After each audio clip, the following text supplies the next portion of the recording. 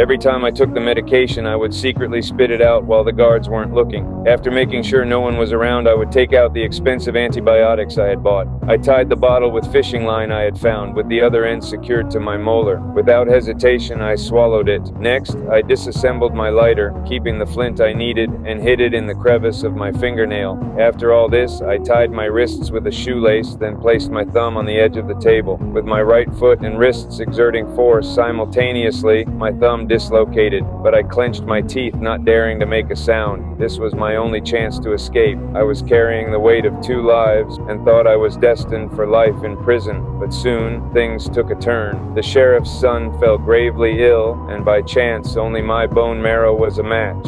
The sheriff had no choice but to ask me to donate my marrow. What the sheriff didn't expect was that I agreed without hesitation, but I had one condition. I wanted to be allowed to smoke in prison and have free access to the library. The sheriff, thinking it was a simple request, agreed immediately. Little did he know he had fallen into my trap. Smoking wasn't my real goal. What I needed was the flint inside the lighter, and going to the library was just a pretense. My real objective was to steal detailed hospital blueprints. Once everything was ready, I was escorted by a large number of guards to the hospital where the sheriff's son was, but my hands were shackled, making it impossible to extract marrow from behind. While everyone discussed the plan, I had already discreetly brought the antibiotic bottle to my mouth. Under strong insistence from the doctors, I was unshackled and tied to the bed, and anesthesia was immediately administered. By then, I had already bitten the bottle, swallowing the antibiotics inside. Soon, the doctors noticed something was wrong. Based on all the vital signs, it was clear I hadn't been affected by the anesthesia at all.